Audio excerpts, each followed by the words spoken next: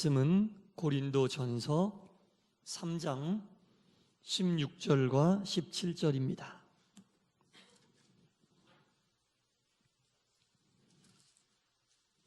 고린도전서 3장 16절과 17절 말씀 우리 한 절씩 교독하겠습니다. 너희는 너희가 하나님의 성전인 것과 하나님의 성령이 너희 안에 계시는 것을 알지 못하느냐?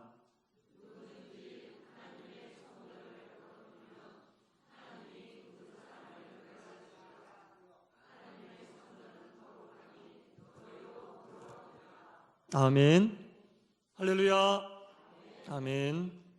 부활절 보내고 부활절 둘째 주일 주님 전에 예배드리러 나온 여러분 모두를 주님의 이름으로 환영하고 또한 말씀을 통해 하나님의 귀한 음성 들으시는 시간 되시기를 다시 한번 축원합니다. 오늘은 성전에 대한 말씀을 가지고 은혜를 나누도록 하겠습니다. 솔로몬이 예루살렘 성전을 지었습니다. 예루살렘 성전을 지었는데 이 예루살렘 성전은 성전이 있고 성전 주변에 성전 구역이라는 것이 있습니다.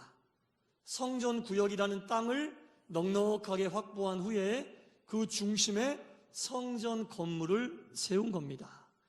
7년 동안 18만 3천여 명이 되는 사람이 이 성전을 짓는데 동원이 됐습니다. 7년이란 긴 시간 동안 여러분 18만 명입니다.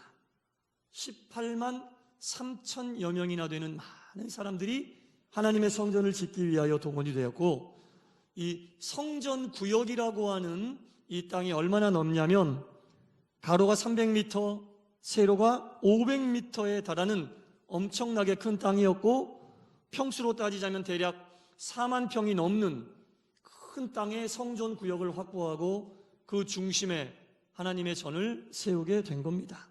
성전 건물로 쓴 이 건물도 가로가 120m, 세로가 180m에 달하는 큰 건물이 성전 구역 중앙에 세워지게 되었습니다. 그리고 이 성전을 하나님이 임재하는 곳이라고 여기고 많은 유대인들은 성전을 거룩히 여기게 되었습니다. 그래서 우리가 알고 있는 로마의 역사가였던 요세푸스라고 하는 사람이 이 성전을 직접 눈으로 보고 이 세상에 존재하는 어떠한 웅장한 규모의 신전도 이 성전을 압도할 수는 없다라고 이야기를 했을 정도로 예루살렘 성전의 규모와 그 웅장함은 우리가 보지는 않았지만 미루어 짐작할 수 있습니다. 이처럼 예루살렘 성전은 그 성전 구역과 성전의 건물이 참으로 엄청나고 웅장한 것이었으면 틀림이 없는 것 같습니다. 이렇게 성전이 솔로몬에 의하여 지어지고 약 1000년의 세월이 지났습니다. 그리고 예수님께서 제자들과 함께 그 성전 앞에서 이런 대화를 나누십니다. 그 제자들이 예수님에게 이렇게 이야기를 합니다. 선생님, 이 성전을 좀 보십시오. 얼마나 웅장하고 얼마나 위대합니까? 얼마나 굉장한 건물입니까? 마가복음 13장 1절 하반부에 이렇게 제자들이 예수님에게 질문을 합니다. 제자들이 이렇게 감탄하실 때 예수님은 동조하시고 같이 성전을 보고 그 웅장함에 감탄하시는 것이 아니라 오히려 차분한 어조로 제자들에게 이렇게 말씀하십니다. 마가복음 13장 2절입니다. 너는 이 큰 건물들을 보고 있느냐? 여기에 돌 하나도 돌 위에 남지 않고 모두 무너질 것이다 라고 말씀하셨어요. 제자들은 성전을 보고 그 웅장함에 매료되어서 이 성전의 위대함, 이 성전의 웅장함을 좀 주님 보십시오. 대단하지 않습니까? 이렇게 이야기하는데 예수님께서는 아니다. 이 건물만 보고 있느냐? 이 성전을 세운 돌 있는데 그 돌 위에 다른 돌 하나도 남지 않게 될 것이다. 이게 무엇을 이야기합니까? 예루살렘 성전이 무너지게 될 것을, 예루살렘 성전이 흔적도 남지 않고 무너지게 될 것을 예언하고 계십니다. 사도행전 7장 48절 이하에도 이렇게 하나님 말씀이 나옵니다.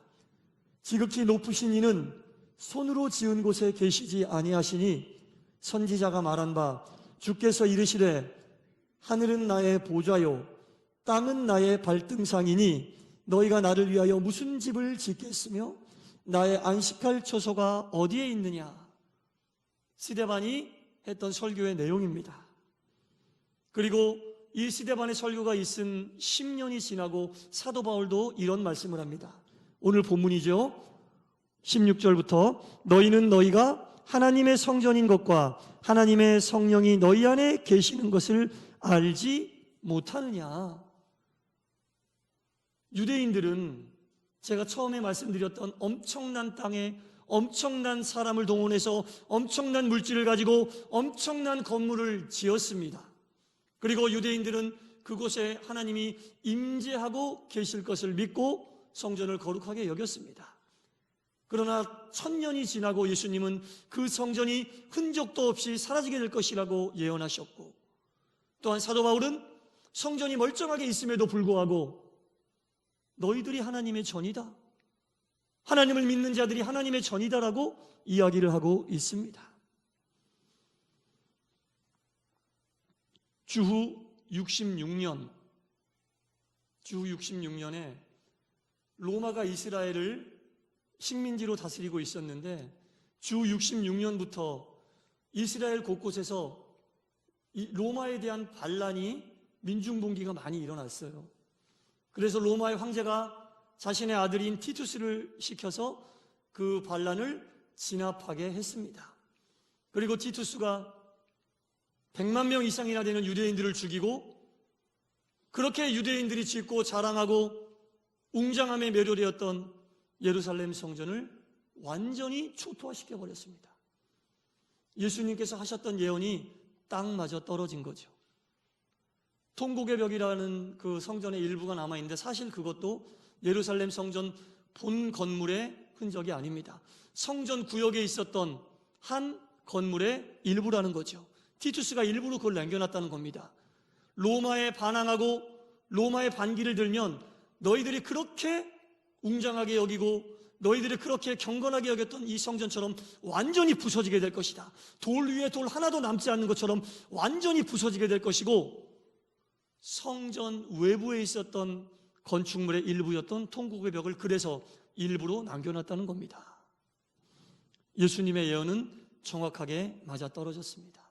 이 유대인들은 성전을 이렇게 웅장하게 짓고 어떻게 생각했냐면, 성전 안에 하나님을 가두어 놓았습니다.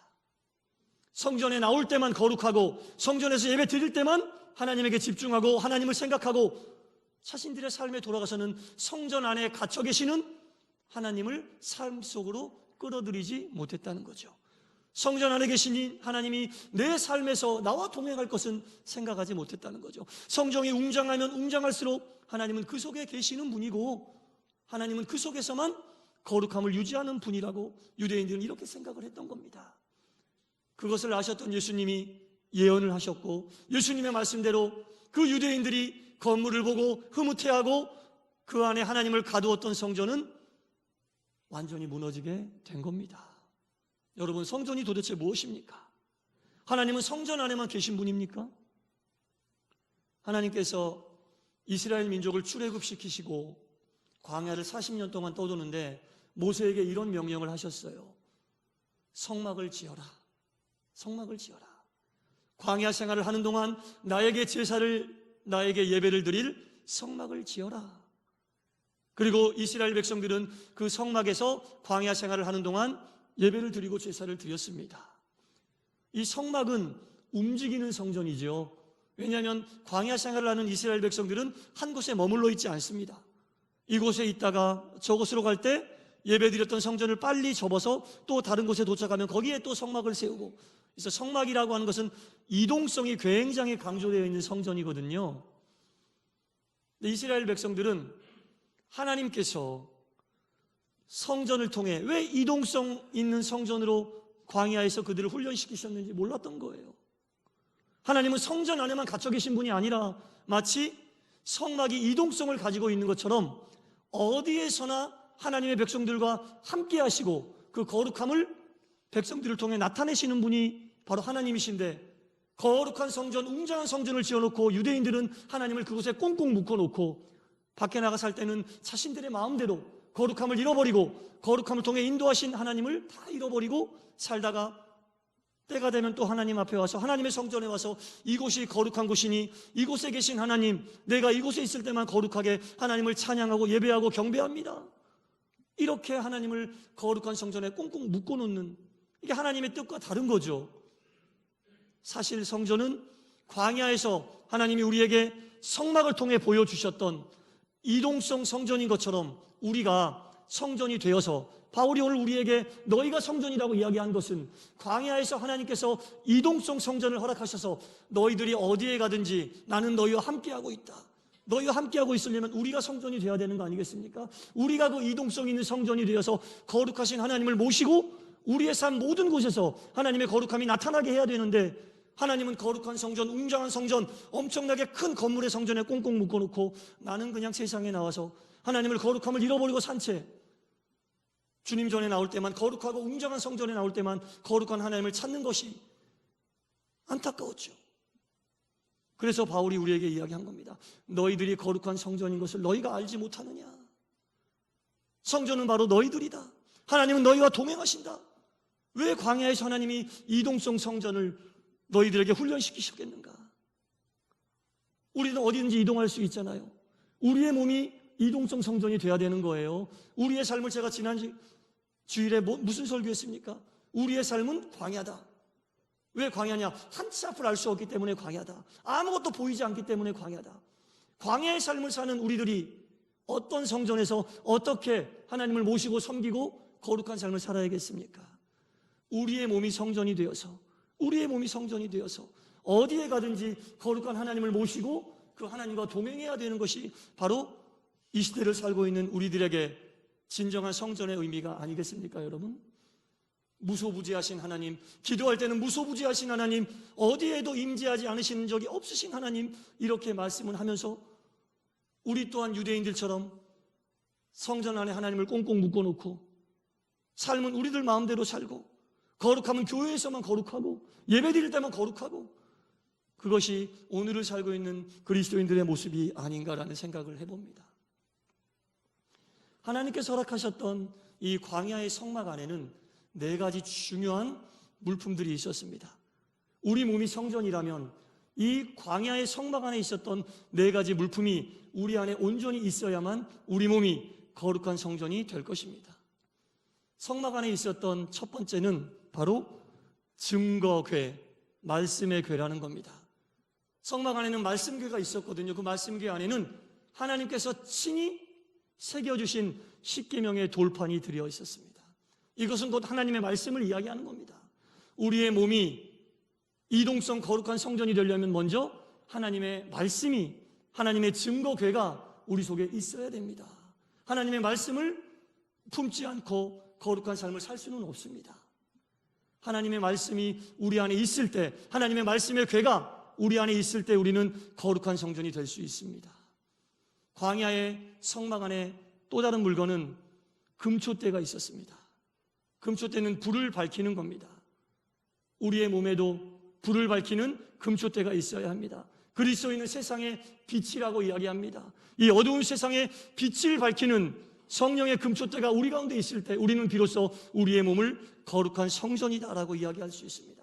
세상이 어두워져 가고 세상이 캄캄해져 가는 이때에 그리스도인으로서 우리는 성막 안에 있었던 금초대를 품고 거기에 불을 붙임으로 성령의 불로 인하여 어두운 세상을 밝히는 성령의 금초대를 품고 있을 때 비로소 우리 몸은 거룩한 성전이다라고 이야기할 수 있을 겁니다.